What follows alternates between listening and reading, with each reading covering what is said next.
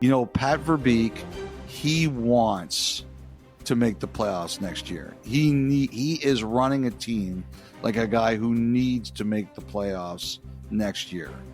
And he's adding veterans, he's adding Kreider. I think he's going to add more. And so to me, this is an example of a player. Like, Pat Verbeek is not going to add Chris Kreider if he doesn't think the guy can help him. And Chris Kreider is going to be given every chance with the Ducks to show that and prove that he is can still be the player that he believes he is. Well, it makes sense. I mean, they made a jump last season for sure, finishing with 80 points. Haven't made the playoffs since 2018. So they get Kreider in there. I mean, you mentioned that you don't expect them to stand pat now that they have Kreider. They're a team that still has a lot of cap space. So what else do you think Pat Verbeek is looking at here?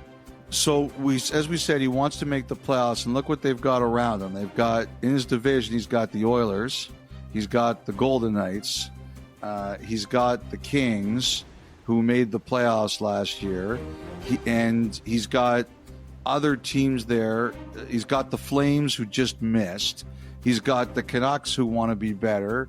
He's got, there's a lot of competition in that division. And then when you got the crossover, President's Trophy champions in Winnipeg, and you've got Colorado, Dallas, St. Louis, which was one of the hottest teams in the league in the back end of the season.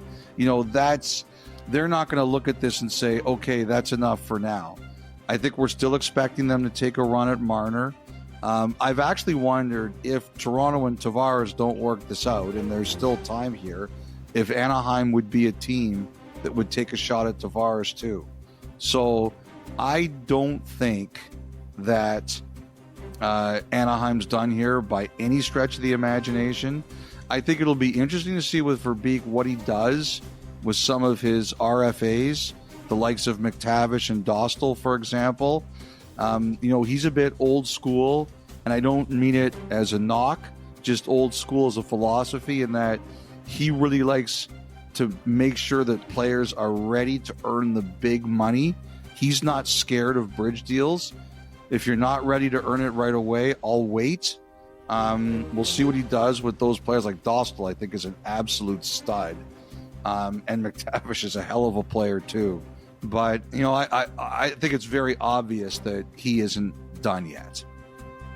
And it's interesting, are you starting to see that maybe a little more across the league to some degree in terms of handling that tier of young players coming out of their entry level or still as restricted free agents, where for a while there, I mean, of course, the top guys are, they're going to get term right out of the gate because, as you say, the price never goes down.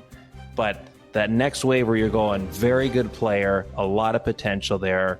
In the past, there was a 6-year deal there, a 7-year deal there, maybe even an 8-year deal there in betting on the potential. But now, I don't know, is there maybe more of a shift? I don't know if you want to call it a course correction, but more teams looking at that level of young player and say, we think he could be very good for us for a long time here, but we're okay going bridge in the short term. Well, we're getting close to labor peace here. I think it's going to be done in the next couple of weeks. And I think there were a bunch of calls just to start, talking about where we are and what we're getting close to.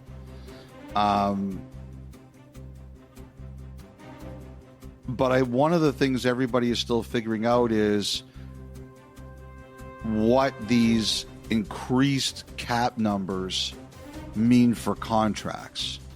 Like 5 now is going to be 7. 7 is going to be 9. 9 is going to be what? Like, I do think one of the challenges here is that, one of the things teams are saying, like there was a manager who told me this week he's got a depth defenseman, he says he's like a 4 or 5 on our team. And he says he's a really good player and he's a really good teammate and we really like this player. But the agent is going percentage of the cap, And we're like, we're not doing that because this player, as much as we like him, we just don't think he's worth that much percentage of the cap. And like a good example was Tyson Forster, who scored 25 goals. He couldn't come to a long-term agreement. Like they couldn't work it out, the Flyers and his representatives. And a bunch of teams were saying that contract, says that's a good, the people are like, that's a good player. And we can't figure out what his long-term value is. And it wouldn't only be Philly in that situation. It would be a whole bunch of other teams in that situation. So like Lafreniere, we're going to talk about the Rangers, right? Mm-hmm. You know, the thing about Lafreniere is he's signed at 7 times 7.45. If he does what he can do, that contract is going to be perfect for a team in this new cap era. And so I think a lot of young players are like, let's wait to see where this goes. And I think we're having trouble finding the sweet spot. I don't think it's because people don't want to go along, Kyle. It's because in a lot of these cases, the agents are aiming higher than the teams. I mean, it's always this way. But the agents are trying to use percentage of the cap in the old way. And teams are like, we'll give you a bit of a boost, but we think what you're asking is too much, and they can't find the sweet spot. Oh, yeah, I can see that. Interesting. Okay, so then how about the Rangers side of all this, Elliot? So one of their longest-serving members, Chris Kreider, is now in Anaheim. It was a tough season for them. They got a new head coach there. What's next for them? Are they a team, when you think offer sheets this summer, could that be part of their approach potentially? I think the thing that's really interesting is that the words offer sheets are getting mentioned with them, and they're not really having a problem with it. Like they're not. Sometimes you hear like about offer sheets. Oh, we don't believe in that, or we're not going to do that, or we're not interested in that. The Rangers don't seem all that bothered by the fact people are linking them to offer sheets. So I'm curious to see where that's all going to go. Like, I think the one thing is, like, you can't do what they did with Joe Sakic, where you give him $15 million up front, or what happened with Sergei Fedorov when Karmanos gave him $26 million in a year, right? You can't do that anymore. There's rules about variance from year to year that prevent that, but you can still put poison pills in, like signing bonus and things like that. And the Rangers have the financial ability to do that. So I think the Rangers do make teams nervous. We'll see if it's real or just a fake. You know, the thing is that when you look at free agency this year, number one, I think a lot of people expect Bennett to go back to Florida. Nothing is done until it's done. So that leaves you Marner and then Ehlers, and then where exactly are we going here, right? Marner, I think if he leaves Toronto, he's going west. I freely admit I would be surprised if he would be in the east if he leaves Toronto. Ehlers, we'll see. There'll be an interesting race for Ehlers for the teams that don't get Marner or aren't in on Marner. It'll be a very interesting race for him. But let's just say the Rangers don't get any of those guys, then maybe offer sheets is what they're looking at. We'll see. They want to be aggressive. I think this, Miller,